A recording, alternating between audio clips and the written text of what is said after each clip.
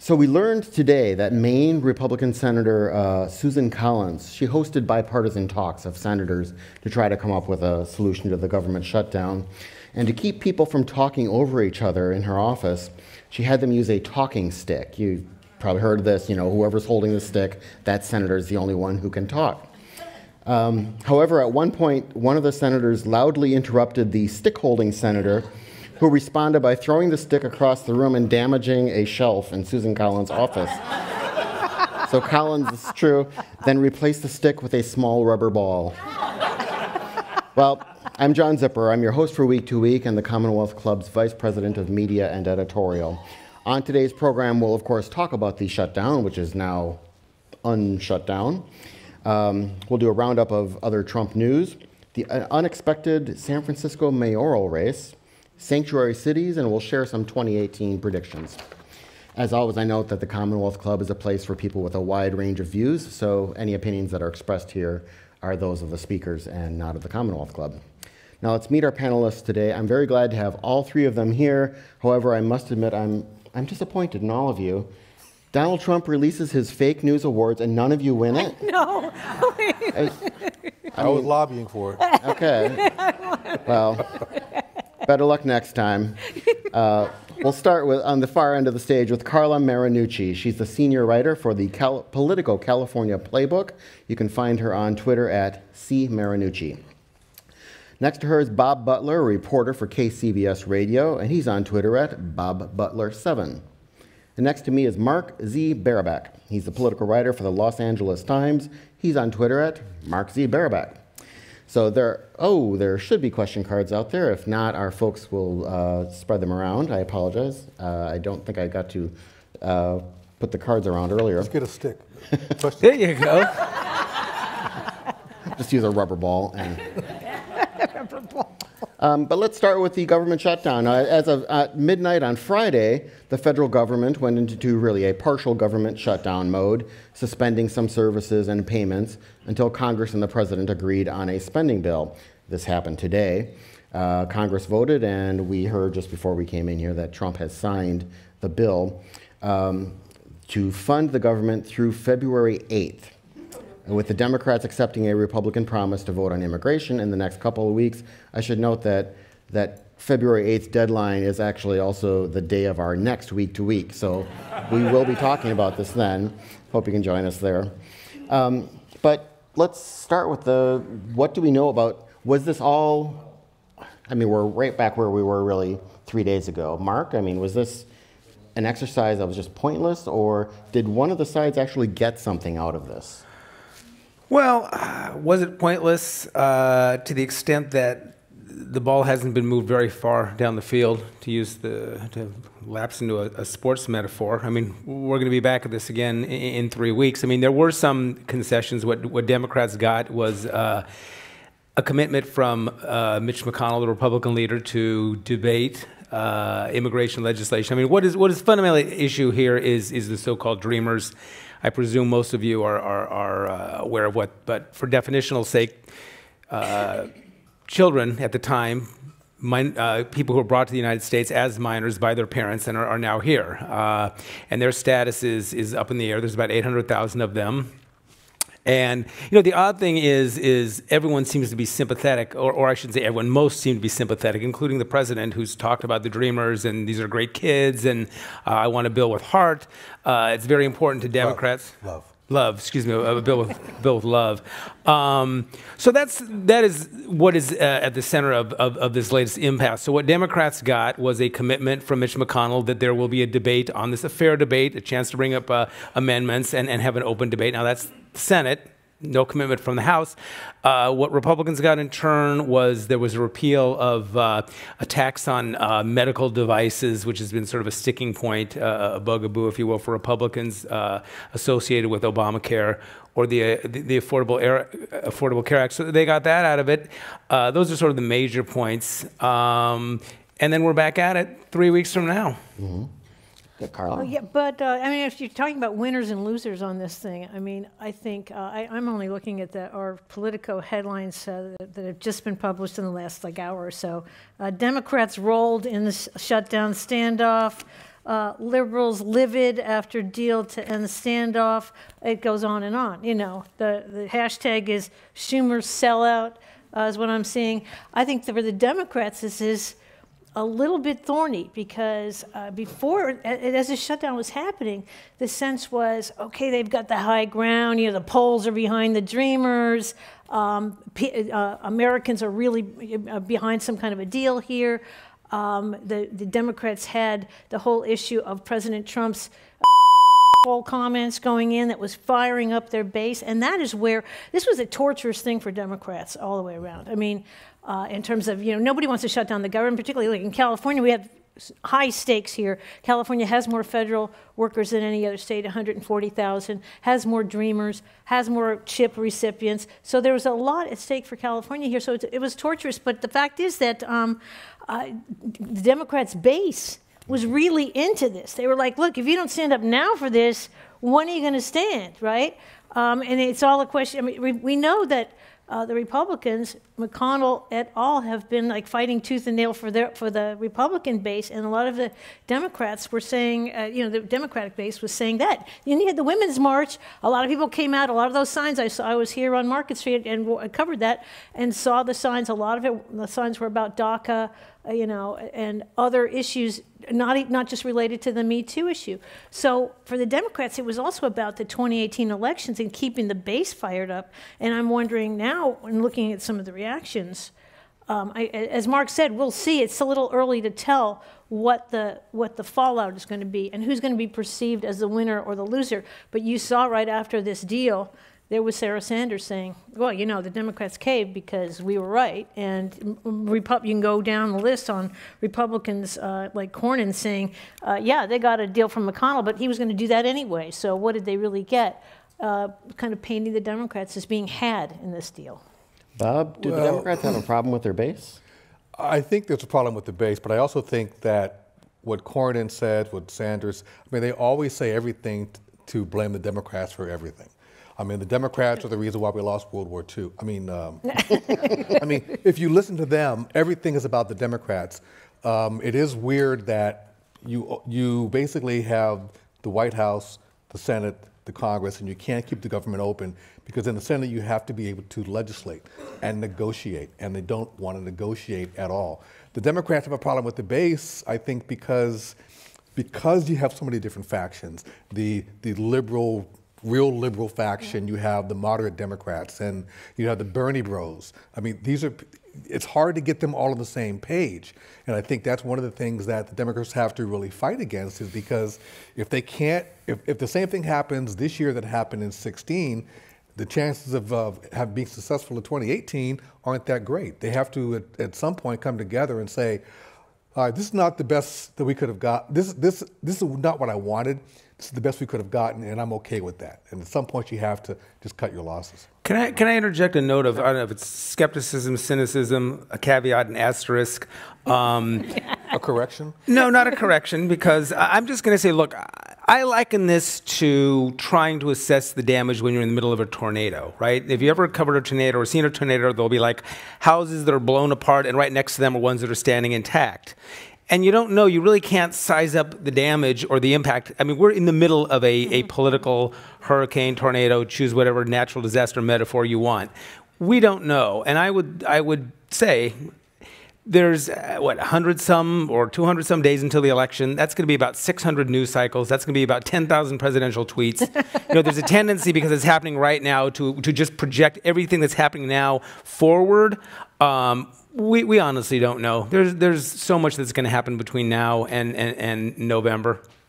And not only that, if, say, by February 8th or so, there is a Dreamer legislation either passed or on track, won't that take some of the air out of this? Yeah. Sure. Well, I mean, it's an ongoing story, and right. If this is, I'll switch from natural disasters to books, right? If this is the first chapter, you know, we don't know what the ending is going to be. Democrats, we don't know. They could say, "Wow, look how brilliant we were. We did what we did in the first round, and then we ended up getting this fabulous package for Dreamers, and everything is wonderful." So we don't know. It's unfolding even as we speak. But I do think, I mean, on the Dreamers issue.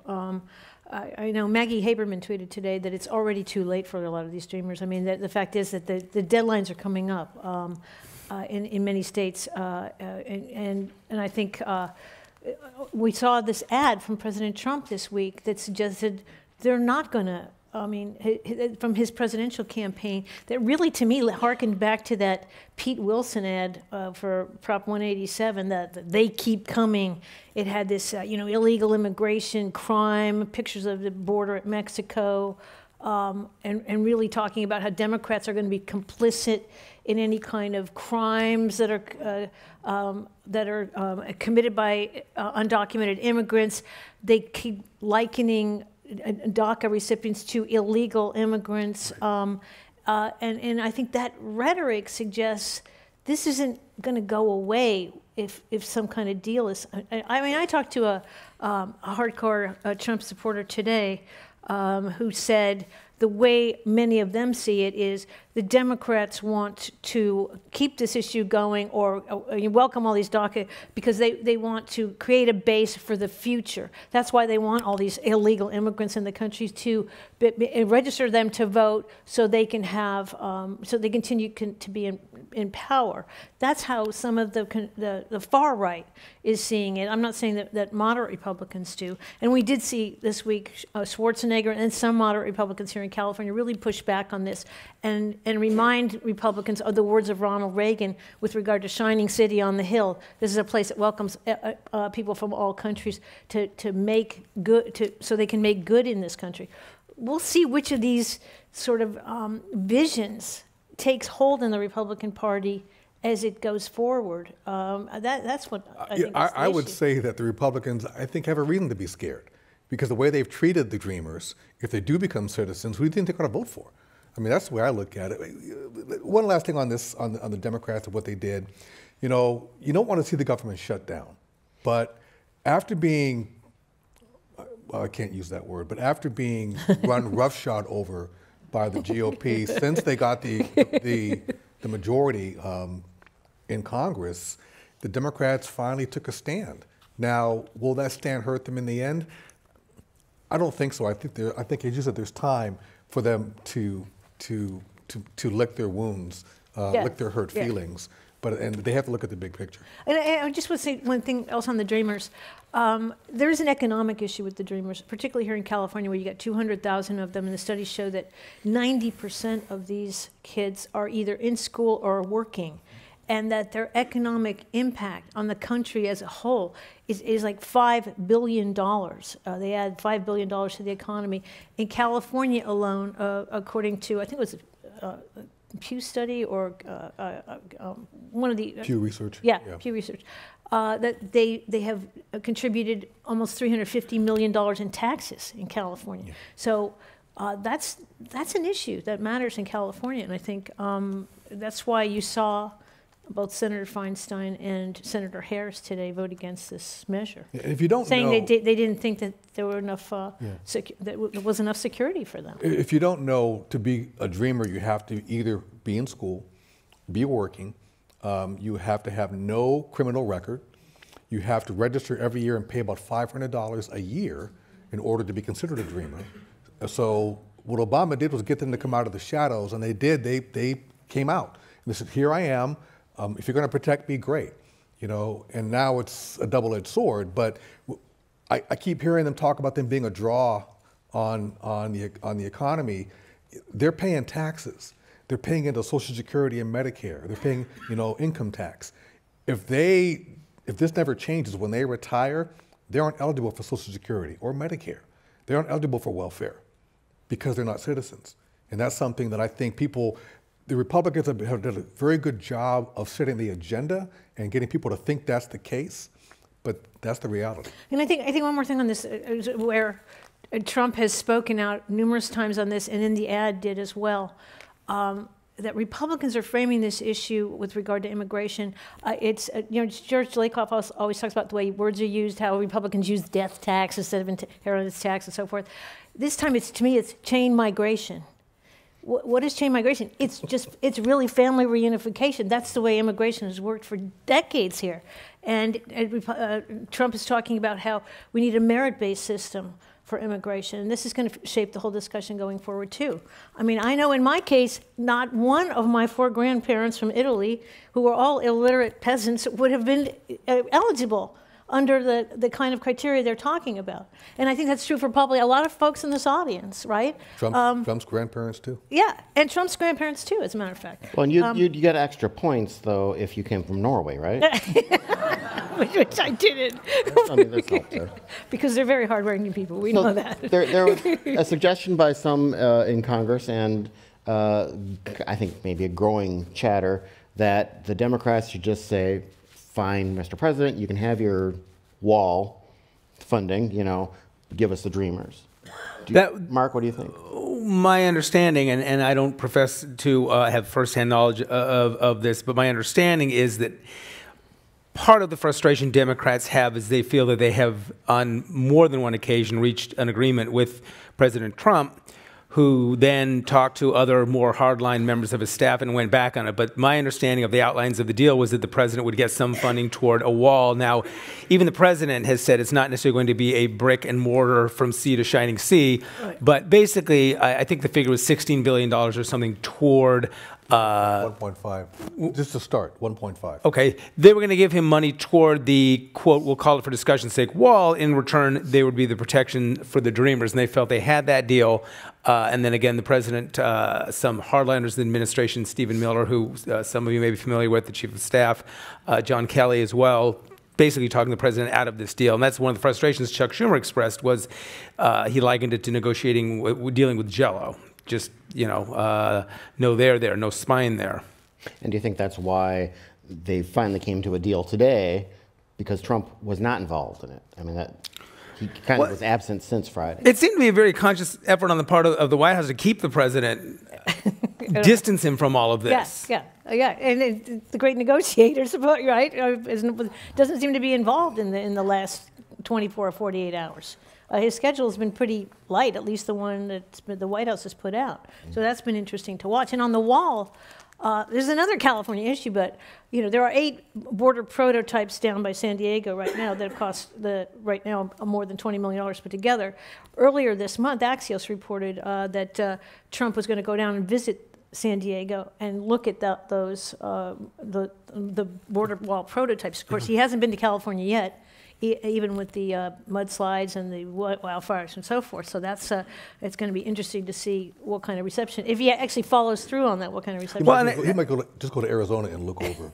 Well, and I think there's a frustration too that Republicans feel in that they don't know what the president's stand is going to be, and they don't want to go out on a limb. There's some who may be old enough to remember in Washington they talk about being BTU'd. Does anyone know? Does anyone get that obscure reference? Early in the Clinton administration, in the first months, they broached a BTU tax as an energy-saving incentive, and a lot of Democrats went on a limb, voted for it. I think they voted for it in the House. Senate never even took it up. So basically, a lot of Democrats went on this limb. The Senate sawed it off. So in political parlance, to be BTU'd is to go out on a limb and have your own party saw it off. And I think a lot of Republicans today think there's that risk because they don't know where President Trump is going to come down. You agree? Yeah, I mean, the thing is with the Democrats and President Trump, and you know, you had the meeting last week where they reached an agreement, and he says, bring me something, when the cameras were there, I'll sign it. And then when they went back over there, Graham and Schumer went back over there, they thought to meet with the president. All of a sudden, here are these hardliners sitting in the room, and the whole thing fell apart. So I think the Republican Party is afraid to let the president negotiate on his own because they're afraid he's going to give away the store.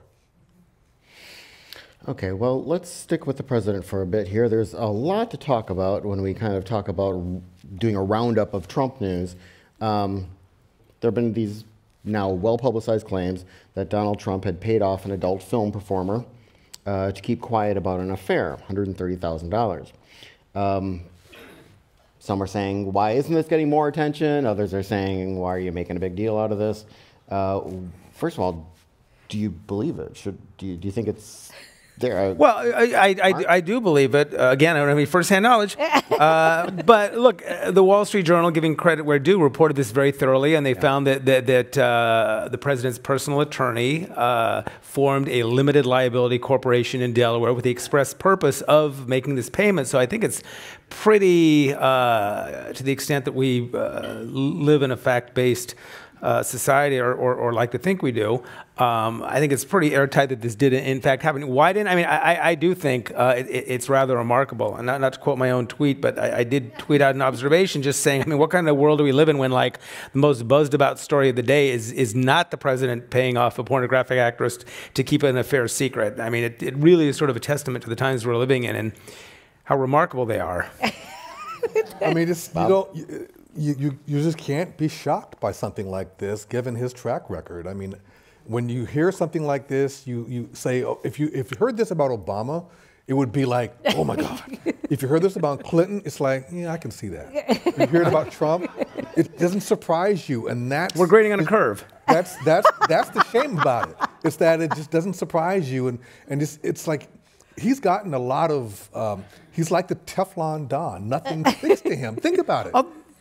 Think about it. You know, all the things that have happened over the campaign, all the comments he made, all of the rhetoric that would sink anybody else, he's still standing. But see, here's where I would disagree with you. I don't think it's. I mean, look, if the president was at 55 or 60 or 70% approval, then, but I think it has stuck to him. I think it has. I mean, he is at the lowest point any president has been at this stage of his presidency in the history of modern polling. So I think it has stuck with him. I think what we have is sort of a bifurcated, if you will, society where there's a certain percentage of the populace, 36, 37%, that could probably, as Trump himself said, he probably could shoot someone on Fifth Avenue. He hasn't tried it, and these people would stick by him. And then there's a more a substantially larger segment of the electorate that is views the president negatively. So I do think that it has stuck to him, and I think I'm loath to make predictions, but when you look at history and track records and that sort of stuff, a president anywhere below 45%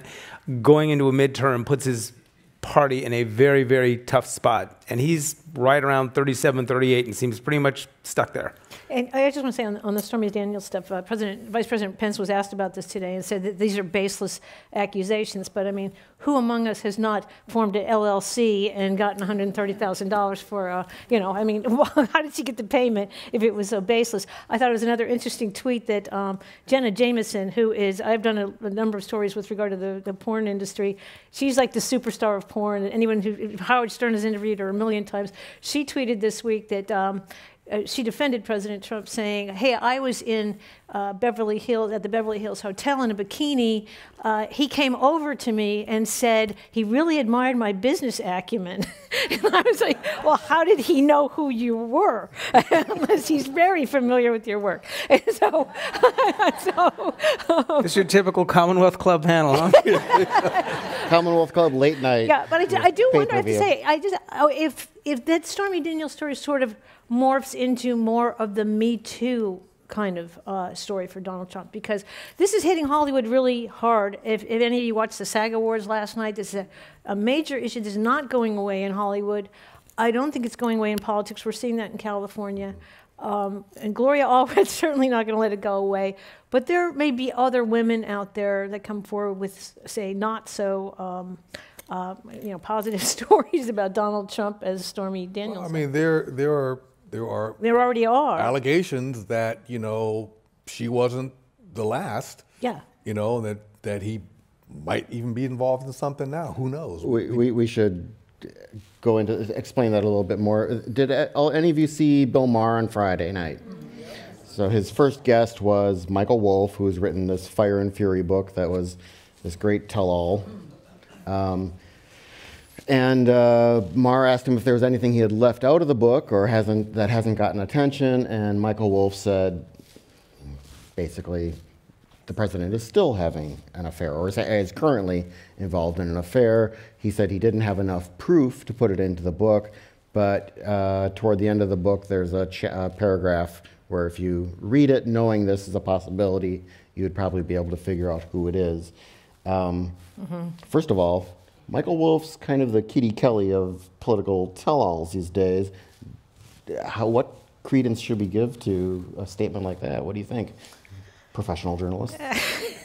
Well, you know, when he got into the White House, by the way, the president's invitation, and he was talking to all these people, I think the thought there was he was going to do this great glowing portrait of the president and how great he is. And you know if you flatter him at all, you'll get someplace. And so he was talking to people on the record, recording, and he has the recordings of people saying all these things about the president. So the fact that he didn't put it in the book, to me, gives it more credence than if he put it in there without any kind of evidence. Mark? I would just say, I would use an analogy like this glass full of water.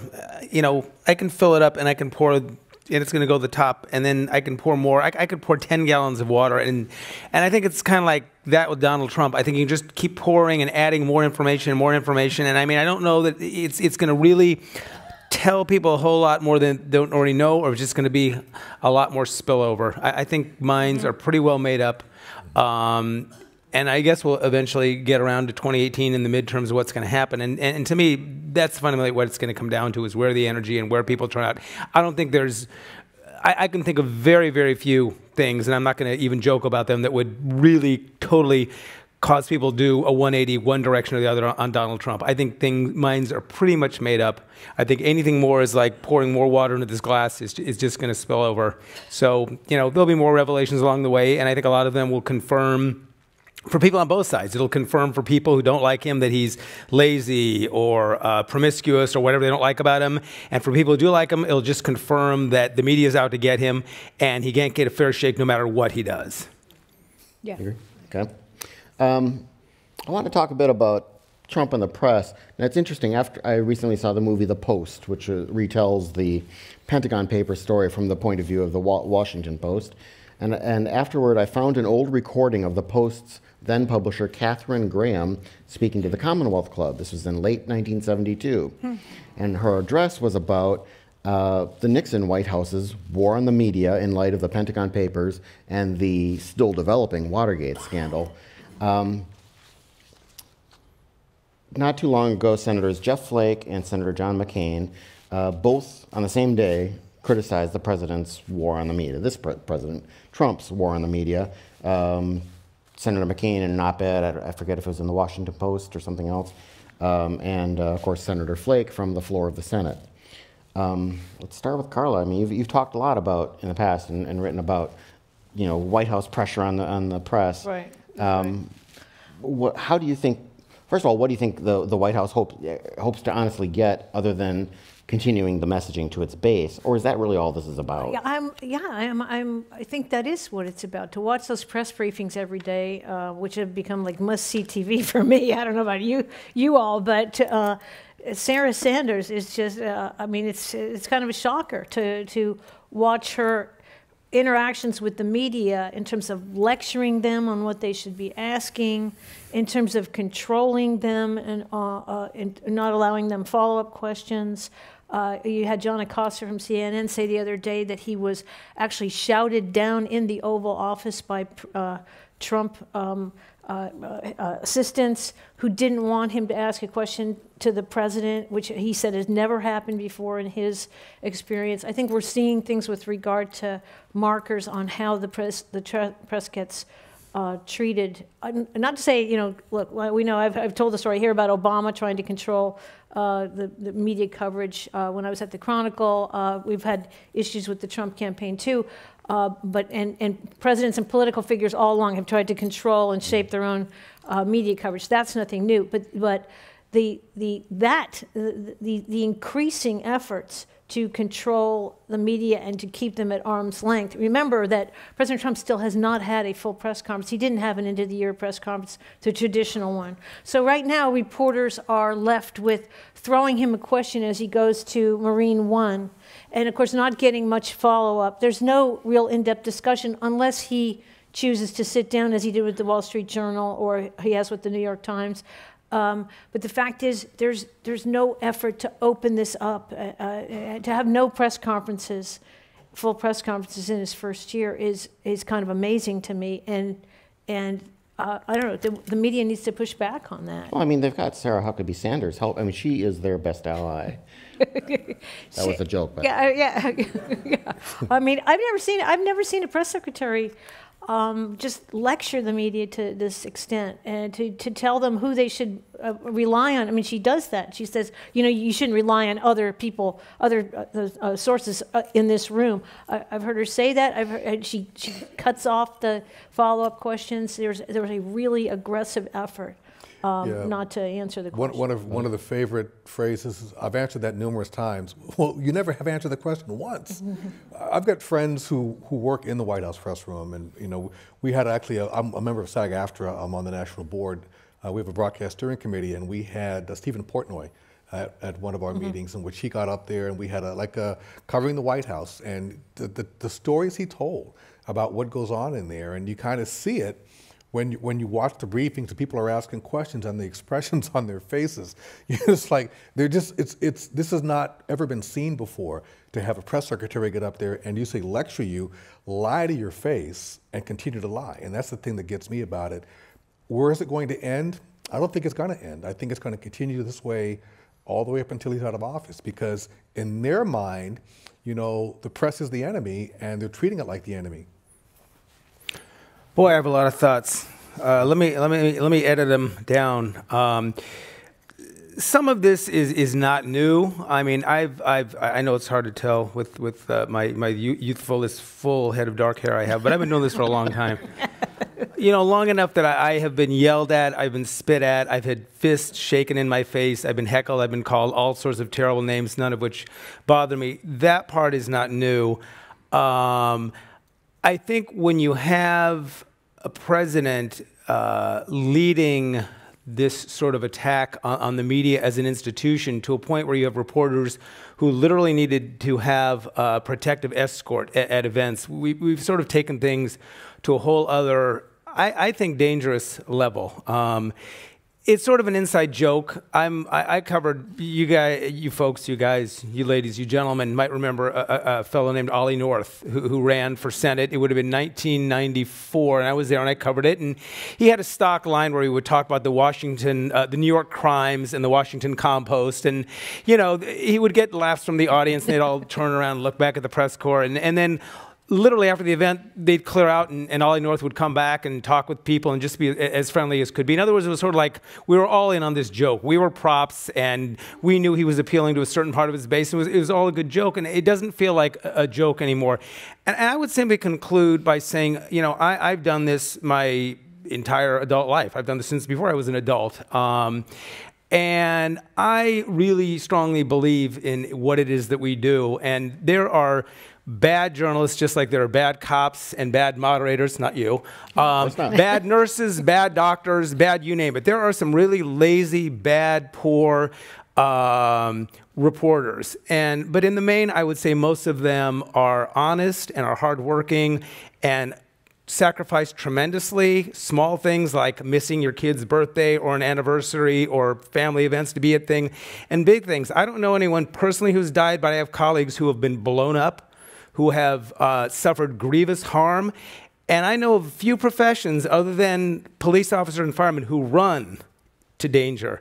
And that's what journalists do. And I honor them. And I think we should honor those people who do that, because ultimately we do it for you. We do it because we believe in our system of government, and that in a representative government like we have, the best citizenry and electorate is an informed one, and we work to make that happen at great personal expense and sacrifice.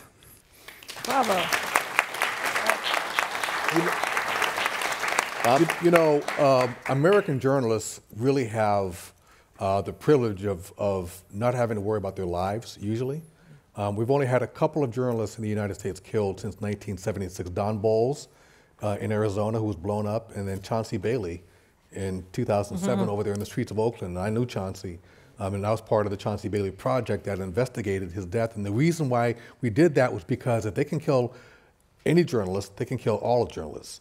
And if you can't stop the message by killing the journalists. So I think it's very important. What's happening right now is that we're not being killed per se, but they're trying to choke off our our industry. They're trying to choke off what we do by basically just ignoring us and belittling us and telling us that we have no respect, and getting their base to believe that everything we say is a lie. And by the way, when we talk about the base of the president, I did the numbers. 27% of registered voters voted for Trump. Not all of them voted, right? 27% of the registered voters voted for Trump, 20% of the population, that's the base. But we're giving that base so much credit because it's so vocal. But there's 80% that's not his base, and we need to stand up. Someone in the audience asks, isn't the biggest thing that Trump has to fear that the Democrats gain control of the House and use Mueller's report to impeach him in 2019? Well, yeah, I put that pretty high on the list. I mean, look, I think if Democrats take control or one of the other chambers, subpoenas are going to be flying like, snowflakes in January. I mean, hell hath no fury like a congressional committee of the opposition party with subpoena power, right? The Benghazi thing went on for years and years and years. Yeah, I think that is a real possibility the president has to be looking at.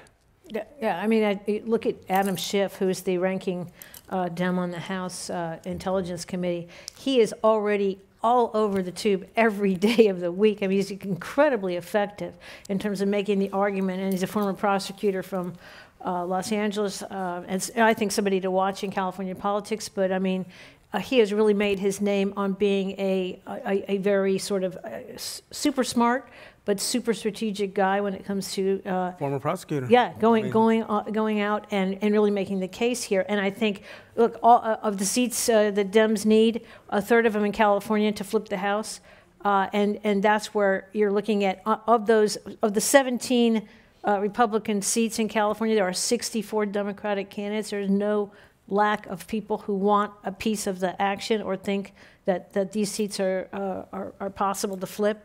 And there are a number of PACs right now, including Tom Steyer and other people, throwing lots of money at the idea of flipping those seats, particularly the 7 most vulnerable seats in California, which are the districts that voted for Hillary Clinton in the 2016 election that are now held by Republicans.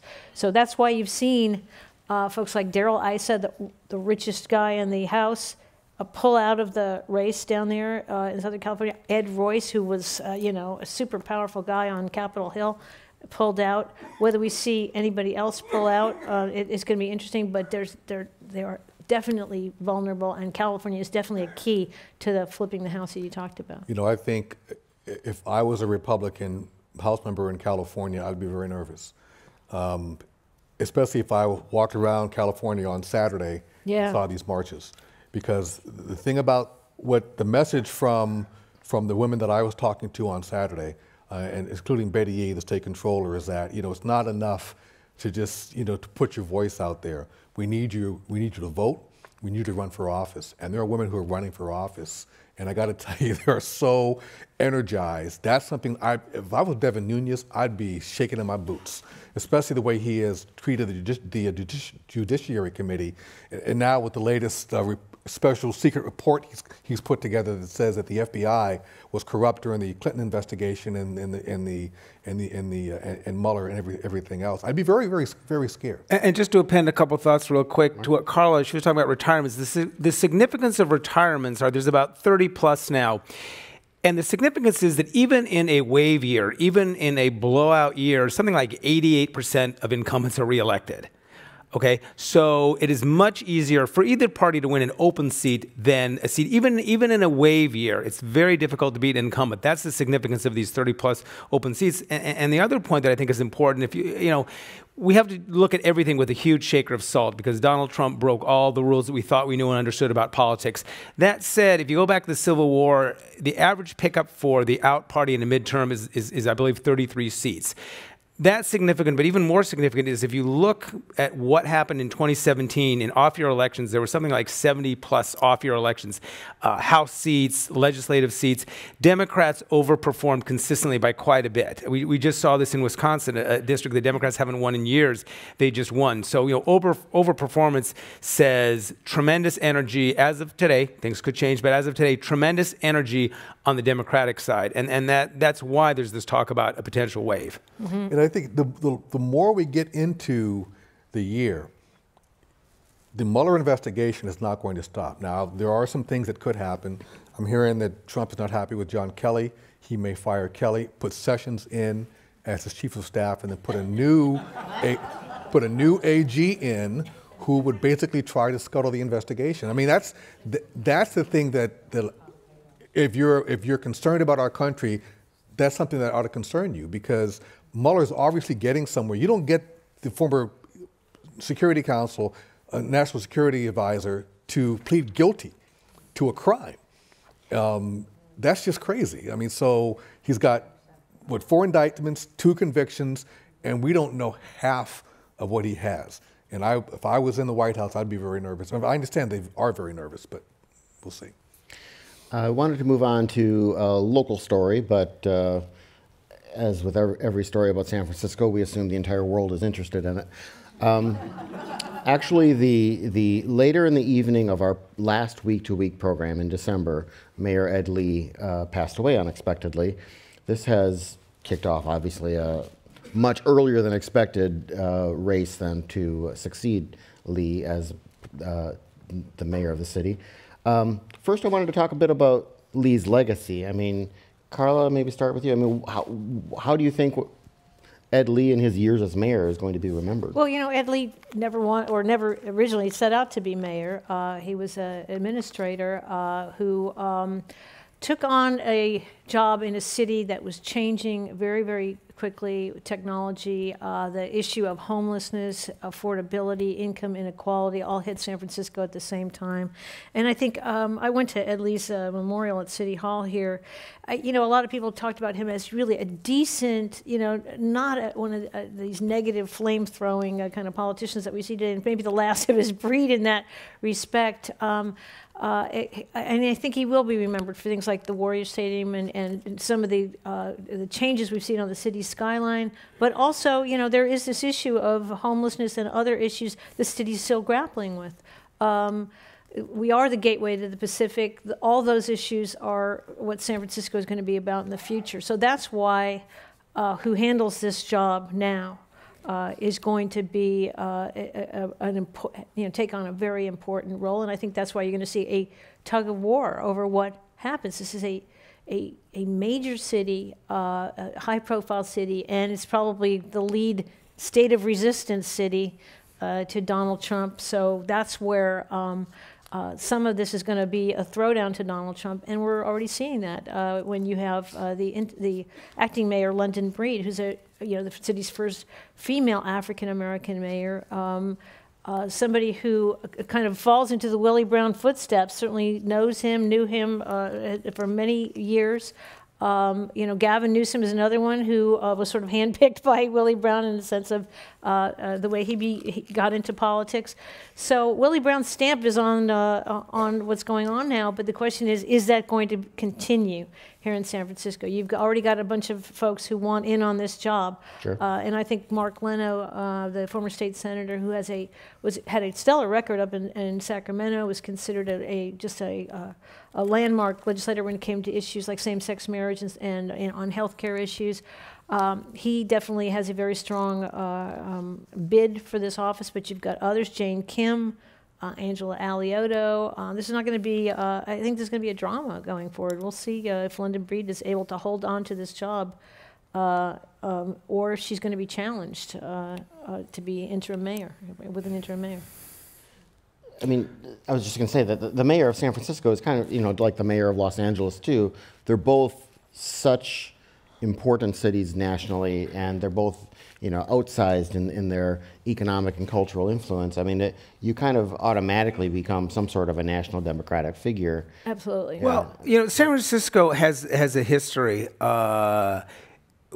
Going back to Hiram Johnson, really, when you look at sort of some of the giants of California politics, Hiram Johnson on up through Dianne Feinstein, Kamala Harris, the front runner for governor, I don't know if he's going to be or not, Gavin Newsom, Nancy Pelosi, Willie Brown, and on and on and on. I mean, it's interesting. I've written a lot over the years about San Francisco, and it has this amazing track record of producing national leaders, but it's such a confounding place.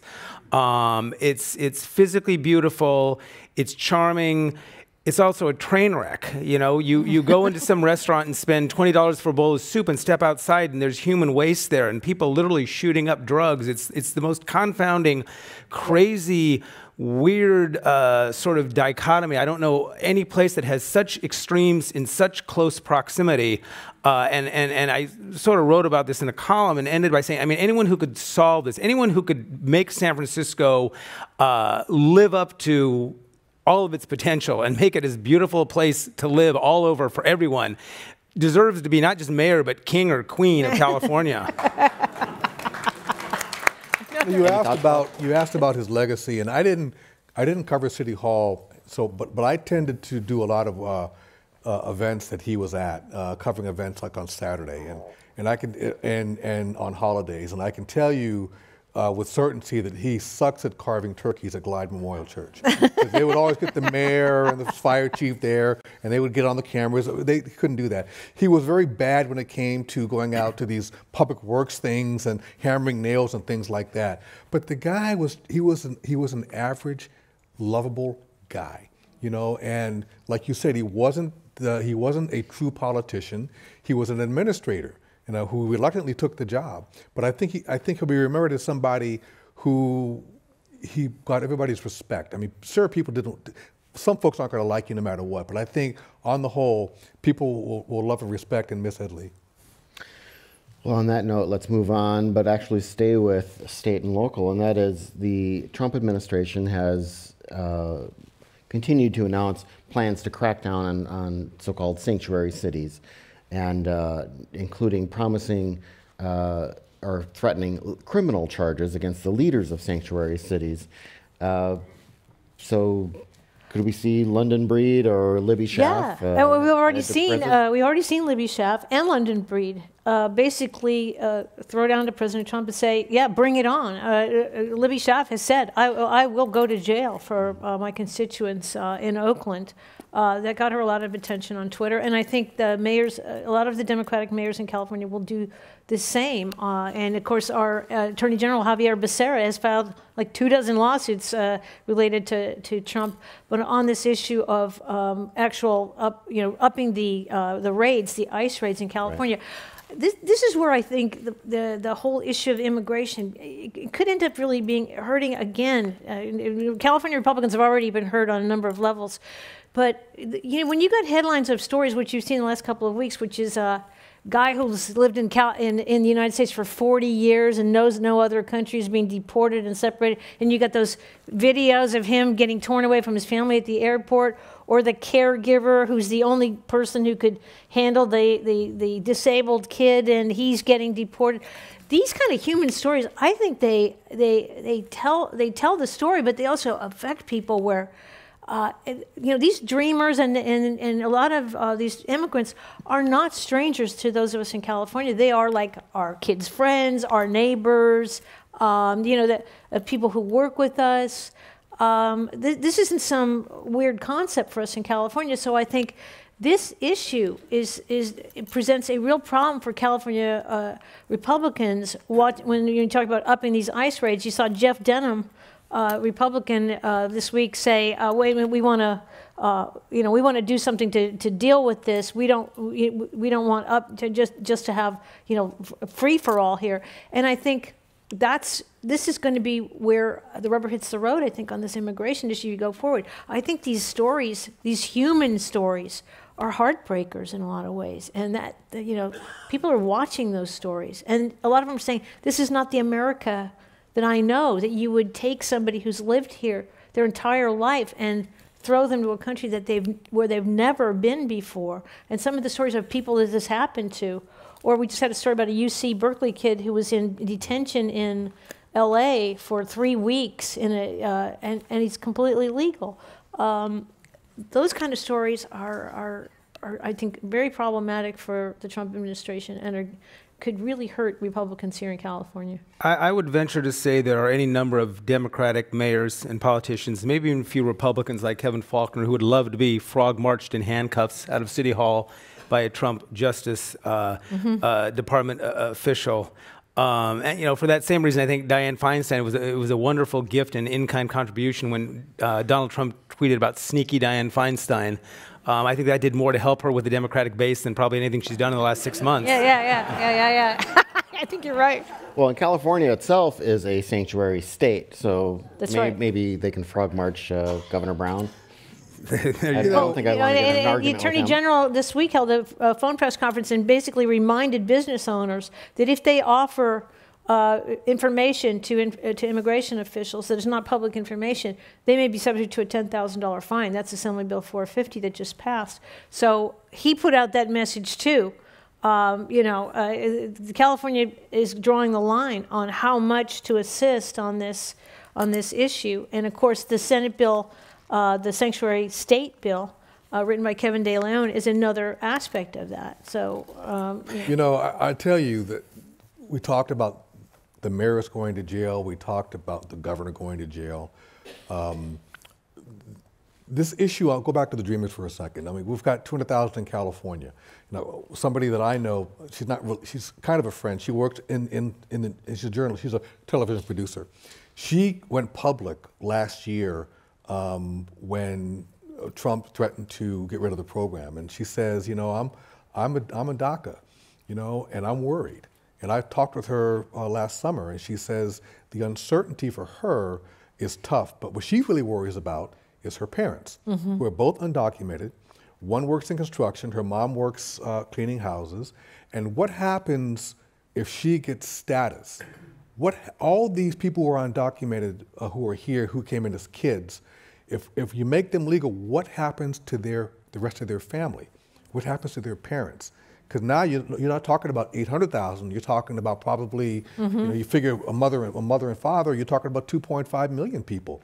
So I think that's one of the reluctance, one of the hesitations the Republicans have to approve anything like this, because, and that's why they're trying to get rid of chain migration, to say it's illegal, that you can't do that, because once you legalize the DACA kids, what about their parents?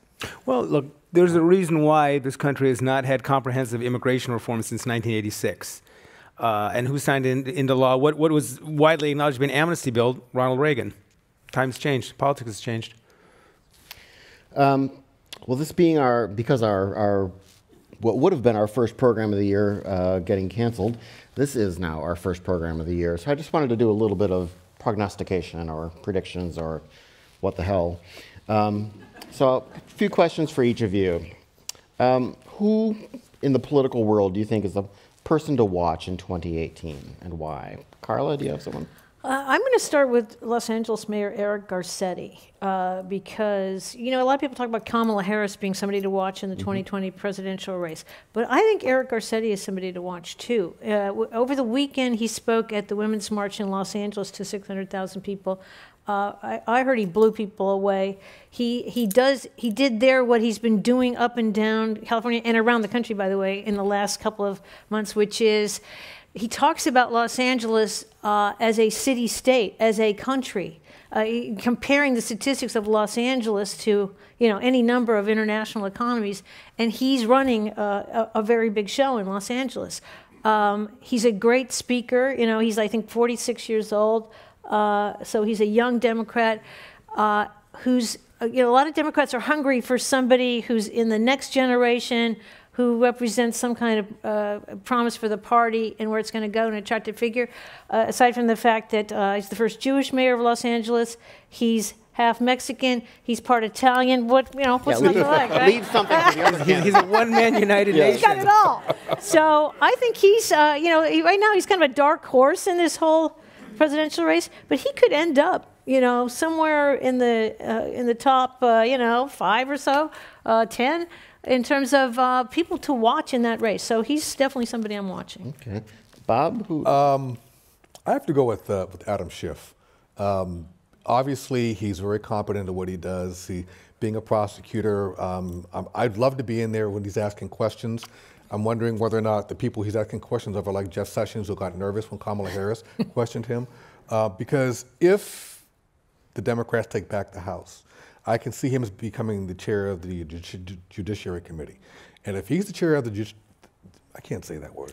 If he's the chair of that committee, all hell will break loose when it comes to the investigations, if Mueller hasn't already played his whole cards. Okay. I'll go with John Chung, who's running for governor, and is sort of an also ran. I guess because I remember 1998 when Al Checkey and Jane Harman were running, and there was this guy, Gray Davis, who just had no prayer in the world. He'd been around the block a zillion times. No one took him seriously. I remember, and in fact, we use this as the anecdote, sort of a reconstruct of how he did it. I remember he went to lunch, and you know, it's like, okay, well, fine, we'll have lunch with Gray. He's not going anywhere. He's not going to win, but well, let's just out of courtesy, we'll have lunch with the guy. And we walked him out into the elevator, and he looked at me and my colleague. He said, I'm going to win this primary, and I'm going to win it by 14 points. And the door shut. We turned to each other, we burst out laughing, and of course, he won it by 18 points. The dynamic is different. We have a top two, but the reason I say maybe John Chung is just because, you know, crazier things have happened. Two guys beat each other out. The guy who's just sort of, you know, on the sidelines slips in. We've seen that. So I'm not making predictions because I don't make predictions. But if I'm going to watch anybody, I'd keep an eye on John Chung. Very good. A story or a topic you would like to see get more attention this year? I'll go with that one. I would like to see this every year in every election. I think we... and by we, I'm talking about people who cover politics, spend too much time talking to our fellow panelists, talking to political consultants. I would like to see more people going out and talking to voters. And yes, that does mean Trump voters in small town America, but it means women in suburbs, and it means African Americans, and it means Latinos. Get out and talk to voters, because, you know, very often we're sort of captivated with this bottle, and we're talking about this bottle, and the whole time, you know, they're looking at the napkin, and we never really pay attention because we're so busy talking amongst ourselves about the bottle. So I would like to see more voices of voters and get out there and actually talk to people. Very good. Bob? I think it's the number of women candidates who are running for office, and the fear that they are putting into the hearts of incumbents. We've already seen it happen in Wisconsin. We saw it happen in Virginia. Virginia would have even got the legislature had it not been for the bad coin flip. But I think there's something to be said. And one of the stories I did, I talked to some women. I said, look, do you think if more women had been in the Senate, we'd have a shutdown? And they said, absolutely not. We know how to work together. We don't pound our chests. We don't have the testosterone that comes in the room that gets in the way of things, and we get things done. And I can't disagree with that. I mean, how many men in here will admit that they run their household? I know I don't. So, you know, I mean, I think having more women would actually be better for the country at this point, and they are ready to lead. You know, and I can see that actually happening, so I think we really need to pay attention to that. Okay. Yeah, I'm with you. Carla? You know, mine is an economic issue. I think it's the effects of automation and technology on the job market, because this goes exactly to the folks that voted for Trump, and I think it goes to you know, what happens to the over 50 worker in this country, and these are some of the folks who feel most worried about what's going to happen when it comes to jobs. We know that, you know, they're developing self-driving cars. They're testing them right out on the market as we speak. They're developing ways to create fast food without human interaction here in the Bay Area. Robotic security guards. These are all jobs that millions of people hold in this country. And we're going to see in the next 20 years, a lot of people are going to lose their jobs. And particularly over 50s are going to have trouble transitioning. And somebody's got to address this issue. And we don't hear a lot of in-depth talk about how are we going to train kids to work in this market, and how are we going to train older people to take on new jobs. I think that's going to be critical in the next election. Very good. Now, last question briefly. I'm interested in how they'll answer this. What's your advice to President Trump to survive this year? Mark? Duck. That's brief. Bob? I mean, take a chill pill, you know. If you stayed off Twitter, I think his approval rating is so low, although he says it's in the high 50s.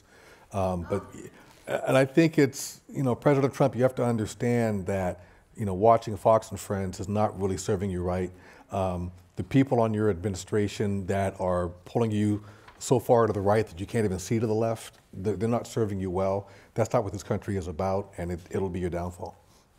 Carla? I mean, I'd say hold that press conference in the sense of, I covered Trump, and I mentioned this before, when he ran for president in 1999 as a Reform Party candidate. You got to see him close up and spend a lot of time with him. You could see this entertaining, interesting, fascinating guy. That guy is now lost in this thing. People don't hear from him directly at length. If there's no collusion, if there's no issues on immigration, if he wants to speak directly to the people, let him sit there. I think it could do him the most good to sit down with the press and take the questions. Vladimir Putin did it for 2 hours late last December. I think Trump ought to take a lesson from Vladimir Putin on this one. We're not going to flatter him. It wouldn't be his first, probably. And answer every question that's out there. Very good. Some good questions from the audience, and I apologize, we don't have time to get to all of them. I do want to read one of them because it was a point that directly pertains to the $130,000 payment that Stormy Daniels allegedly received. And they point out that Common Cause has filed a complaint saying that is in essence an illegal contribution or an unregistered contribution or whatever to the Trump campaign, and so that's going to be working its way through whatever regulatory bodies handle that. Okay. Listen, we will have more News Quiz questions, and it'll be our 6th anniversary week-to-week program on Thursday, February 8th, which, by the way, we'll find out maybe the government's in shutdown again. We're right back here at the Commonwealth Club. Thanks to our panelists today, Bob Butler, Mark Baerback, and Carla Marinucci. Thanks for everyone coming out today and everyone watching online and listening online. Have a great week, folks. Always good to be with you.